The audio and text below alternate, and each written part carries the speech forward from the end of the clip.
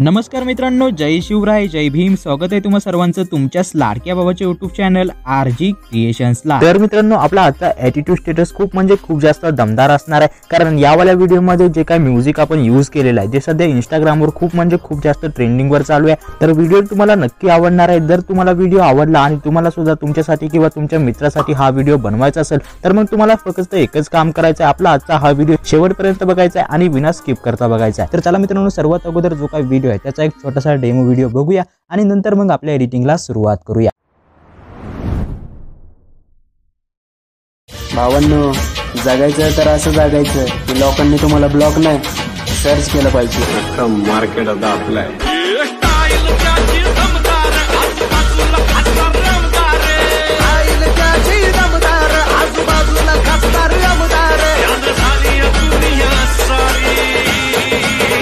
Okay, तर मित्रांनो, आता हा वाला व्हिडिओ तुम्हाला जराही आवडला असेल तर मग व्हिडिओला एक लाईक नक्की करा आणि आपल्या मराठी माणसाला नेहमी सपोर्ट करा. सोबतच जर तुम्ही आपल्या YouTube चॅनलवर आज फर्स्ट टाइम आला असाल आणि अशाच प्रकारचे आणखी व्हिडिओ समोर सुद्धा तुम्हाला बघायचे असतील तर मग तुम्ही आपल्या चॅनलला सबस्क्राईब करू शकता. तर सबस्क्राईब करताना सर्वात महत्त्वाचं म्हणजे शेजारी जे काही घंटी म्हणजे जे काही बेल आयकॉन असणार आहे त्याला देखील ऑल वर सेट करून टाका. याच्यामुळे काय होईल तर मी जेव्हाही नवीन व्हिडिओ अपलोड करेल तर त्या नव्या व्हिडिओचं नोटिफिकेशन तुम्हाला सर्वात अगोदर मिळेल. ओके, तर चला मित्रांनो, आता जराही वेळ न घालवता आपला आजचा जो काही व्हिडिओ आहे व्हिडिओला सुरुवात करू.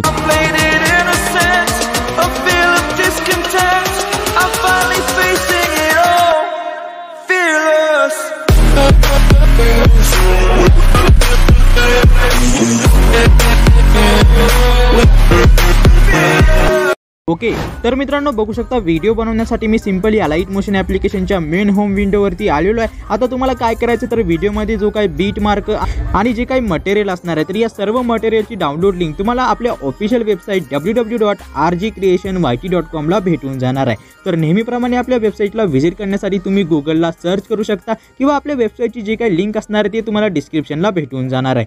आणि हा मित्रांनो, जर तुम्हाला आपल्या वेबसाईटवरनं मटेरियल डाउनलोड करण्यामध्ये किंवा प्रीसेट इम्पोर्ट करण्यामध्ये कसल्याही प्रकारची अडचण येत असेल तर मग डिस्क्रिप्शन मधला how to download material video एक वेळा नक्की बघून घ्या. त्याच्यामुळे काय होईल तर तुम्हाला आपल्या वेबसाईटवरनं मटेरियल डाउनलोड करण्यामध्ये किंवा प्रीसेट इम्पोर्ट करण्यामध्ये कसल्याच प्रकारची अडचण येणार नाही. सिंपली त्या 3D प्रोजेक्टला तुम्हाला इथं ओपन करायचं आहे. ओके, तर बघू शकता मित्रांनो, या पद्धतीमध्ये आपला हा बीटमार्क प्रोजेक्ट असणार आहे. ओके, तर आता यावाल्या प्रोजेक्टमध्ये सिंपली जी काय स्टार्टिंग वाली लेअर आहे या स्टार्टिंग वाल्या लेअरवर टॅप करायचं आहे आणि एडिट टेक्स्ट मधून वरती एरोवाल्या आयकॉनवर टॅप करून विवॉल फॉन्ट मध्ये यायचं आहे. मोबाईलचं इंटरनेट कनेक्शन चालू ठेवून 3 डॉटवर टॅप करायचं आणि इथं इम्पोर्ट फॉन्ट मध्ये यायचं. ओके, आता इम्पोर्ट फॉन्ट मध्ये आल्यानंतर इथं जो काय फॉन्ट मी यूज करत आहे त्याची डाउनलोड लिंक तुम्हाला डिस्क्रिप्शनला भेटून जाणार आहे. अशा प्रकारे त्या फॉन्टला सिलेक्ट करून वरती सिलेक्टवर टॅप करायचं. ओके, आता फॉन्ट इथं इम्पोर्ट झालेला आहे. सिंपली जे काही इम्पोर्टेड वाला ऑप्शन आहे हे टिक करायचं आहे आणि वरती सर्चवर जाऊन तुम्ही सिंपली इथं फॉन्ट जरी सर्च केलं तर बघू शकता जे काही फॉन्ट फॉर RJ आर्मी हा फॉन्ट मी यूज करत आहे. हा फॉन्ट सिंपली या लेअरला आपल्याला अप्लाय करायचा. ओके,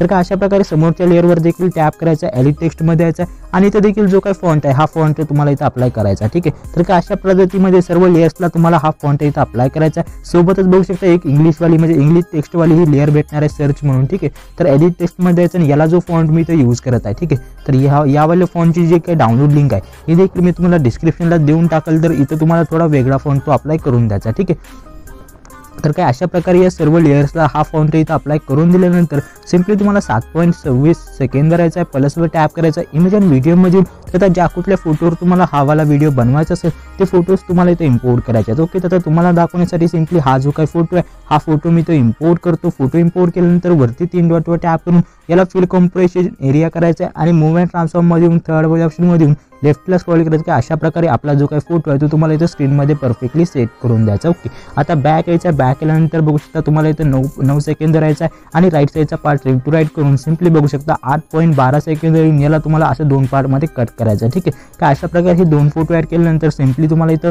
9 सेकंद येऊन प्लसवर टॅप करून इमेज आणि व्हिडिओमधून तर पुढचा फोटो इम्पोर्ट करायचा. ठीक आहे, तर का अशा प्रकारे तुम्हाला सिंपल स्टेपमध्ये तुमचा फोटो इम्पोर्ट करायचा आहे. पुढच्या बेटवर येऊन राईटचा पार्ट लेफ्ट टू राईट करायचा, प्लसवर टॅप करायचा, इमेज आणि व्हिडिओमधून हा फोटो इम्पोर्ट करायचा.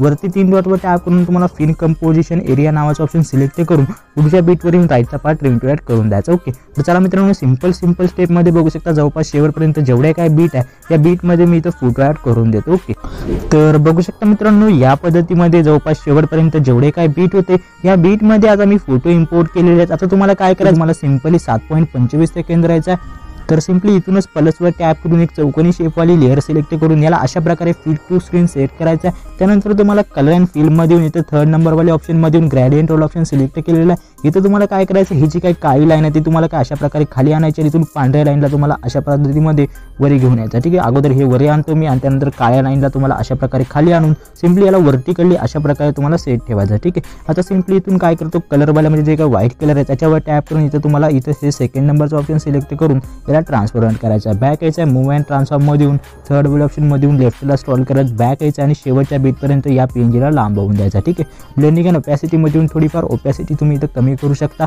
आता सिंपली तुम्हाला काय करायचं, सिंपली 7.26 सेकंद करायचा आहे, प्लसवर टॅप करून इमेज अँड व्हिडिओ मध्ये येऊन तर इथून तुम्हाला एक इमोजी पीएनजी इम्पोर्ट करायचा आहे। तर या पद्धतीमध्ये इमोजी पीएनजी असणार आहे, याला सिंपली शेवटच्या बीटपर्यंत लांबवून द्यायचा आहे। मूव्ह अँड ट्रान्सफॉर्म मध्ये तर या इमोजी पीएनजीला तुम्हाला सिंपली इथं सेंटरला ठेवायचा आहे, बॅक यायचा आहे। बॅक आल्यानंतर तर तुम्हाला काय करायचं, सिंपली सर्व स्टार्टिंगला येऊन प्लसवर टॅप करून इमेज अँड व्हिडिओ मध्ये येऊन तर इथून तुम्हाला एक ओव्हरले टेम्पलेट इम्पोर्ट करायचा आहे। तर या पद्धतीमध्ये हे ओव्हरले टेम्पलेट असणार आहे। तुम्हाला काय करायचं आहे, वरती 3 डॉटवर टॅप करून फिल कंपोजिशन एरिया करायचा आहे। मूव्ह अँड ट्रान्सफॉर्म मध्ये येऊन 3rd वाले ऑप्शन मध्ये येऊन थोडंसं लेफ्टला स्क्रॉल करायचं आहे, बॅक यायचं आहे। ब्लेंडिंग अँड ओपॅसिटी मध्ये येऊन लाईटन वाला ऑप्शन सिलेक्ट करायचं, ठीक आहे। आता हे वाला ऑप्शन सिलेक्ट केल्यानंतर सिंपली तुम्हाला काय करायचं, तर राईट साईडला असं पकडून जे काही ओव्हरले आहे या ओव्हरलेला तुम्हाला अशा प्रकारे एकदम शेवटला घेऊन द्यायचा। जसं की बघू शकता एकदम परफेक्टली मी त्याला खालच्या साईडला होल्ड करून ठेवला आहे आणि एकदम ऑटोमॅटिकली जे काही ओव्हरले आहे मित्रांनो ते खाली जात आहे, ठीक आहे। तर या पद्धतीमध्ये जोपर्यंत एकदम बॅकग्राऊंडमध्ये जात नाही तोपर्यंत तुम्हाला त्याला खाली सरकवत राहायचं आहे, ठीक आहे। तर सिंपली आपला जो काही बॅकग्राऊंड असणार आहे त्या बॅकग्राऊंडच्या वरतीच तुम्हाला याला स्ट्रेट ठेवायचं आहे, ठीक आहे। तर या पद्धतीमध्ये जे काही ओव्हरले आहे ते आपण एकदम परफेक्टली इथं बॅकग्राऊंडमध्ये घेऊन गेलो आहे। आता तुम्हाला काय करायचं, सिंपली इथं 7.26 सेकंदवर येऊन प्लसवर टॅप करून इमेज अँड व्हिडिओ मध्ये येऊन तर आणखी एक ओव्हरले टेम्पलेट तुम्हाला इम्पोर्ट करायचा आहे। तर बघा मित्रांनो या पद्धतीमध्ये हे ओव्हरले असणार आहे। तर तुम्हाला काय करायचं आहे, ब्लेंडिंग अँड ओपॅसिटी मध्ये येऊन लाईटन वाला ऑप्शन सिलेक्ट करून बॅक यायचं आणि मूव्ह अँड ट्रान्सफॉर्म मध्ये येऊन 3rd वाले ऑप्शन मध्ये येऊन लेफ्टला स्क्रॉल करायचा, बॅक यायचा आहे आणि शेवटच्या बीटवर येऊन राईटचा पार्ट ट्रिम टू राईट करून द्यायचा, ठीक आहे। आता एवढे केल्यानंतर तुम्हाला काय करायचं, इथं जेवढे काही फोटोज आहेत या फोटोजमध्ये तुम्हाला इफेक्ट अप्लाय करायचा, ओके। आता इफेक्ट अप्लाय करण्यासाठी सिंपली मी इथून बॅक येतो आणि डिस्क्रिप्शनमध्ये हा आपला शेकडे इफेक्ट प्रोजेक्ट मी तुम्हाला दिलेला आहे त्याला ओपन करायचा आहे। ओपन केल्यानंतर तर सिंपली जो काही फर्स्ट फोटो आहे त्या फर्स्ट फोटोवर टॅप करायचा, इफेक्टमध्ये येऊन 3 डॉटवर टॅप करून इथले सर्व इफेक्ट कॉपी करायचे आहेत। इफेक्ट कॉपी झाल्यानंतर तुम्हाला काय करायचं, जे काही समोरचा फोटो आहे त्यावर टॅप करून या फोटोवाली लेअर तुम्हाला इथून कॉपी करायची आहे, ठीक आहे। तर अशा प्रकारे पहिल्या फोटोमध्ये आपण इथून इफेक्ट कॉपी केले